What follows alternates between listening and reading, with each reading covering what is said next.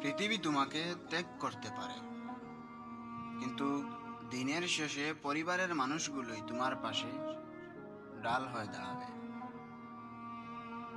ছোটখাটো ভুলগুলো বড় করে না দেখে ভালোবাসাকে আগলে রাখাটাই বুদ্ধিমানের কাজ। ইসলামে আত্মীয়তার সম্পর্ক বজায় রাখাকে অত্যন্ত গুরুত্ব দেওয়া হয়েছে। যে ব্যক্তি তার রিজিকের বরকত এবং দীর্ঘায়ু চায়, সে যেন আত্মীয়তার সম্পর্ক বজায় রাখে। সহিহ বুখারীর হাদিস। একটি সুখী পরিবারের জন্য খুব বেশি কিছু প্রয়োজন নেই। প্রয়োজন একটু ধৈর্য, প্রচুর ভালোবাসা আর একে অপরের প্রতি বিশ্বাস। পরিবারের অপর অভিমান করে হয়তো দূরে থাকা যায়, কিন্তু শান্তি পাওয়া যায় না।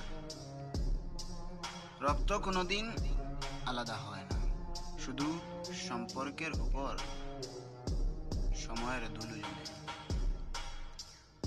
মানসিক শান্তি বাইরের কোলাহলে নয়, বরং আল্লাহর উপর বিশ্বাস আর আলহামদুলিল্লাহ বলার মাঝেই নিহিত।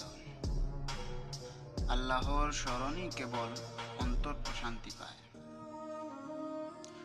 সব কিছু নিজের নিয়ন্ত্রণে রাখার চেষ্টা ছেড়ে দাও। যা তোমার নয় তা আঁকড়ে ধরার চেয়ে ছেড়ে দেওয়াটাই বেশি মুক্তি। মানুষের অবহেলায় ব্যঙ্গে পড়ো না। মনে রাখো, তুমি মূল্যবান, কারণ স্রষ্টা তোমাকে সৃষ্টি করেছেন। নিজের শান্তি অন্যের হাতে তুলে দিও না। অন্যের কথায় কান দিয়ে নিজের পরিবারকে নষ্ট করো।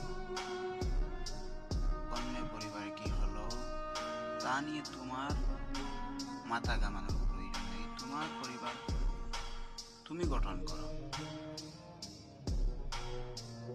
অতীতের আফসোস আর ভবিষ্যতের দুশ্চিন্তা, এই দুই মিলেই বর্তমানের শান্তি কেড়ে নেয়। আজকের দিনটি সৃষ্টিকর্তার উপহার, তাকে হাসি মুখে গ্রহণ করো। আল্লাহর উপর ভরসা রাখো। মনে রেখো, অন্ধকার যত গভীর হয়, সূর্য ওঠার সময় তত কাছে আসে।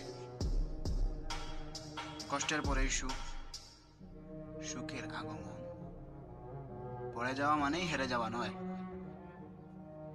পড়ে গিয়ে উঠে না দাঁড়ানোটাই হলো প্রকৃত পরাজয়।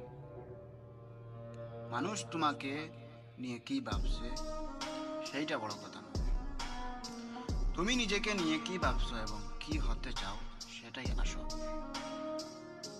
অন্যের কথায় কান দিয়ে কোনো লাভ নেই। সাফল্যের সিঁড়ি নিজের পরিশ্রম দিয়ে বানাতে হয়, তা অন্য কেউ এসে বানিয়ে দেবে না। নিজের পরিবারকে নিজেই দাঁড়িয়ে রাখতে হবে। অন্য কেউ এসে তোমার পরিবারকে সুখী রাখতে পারবে না।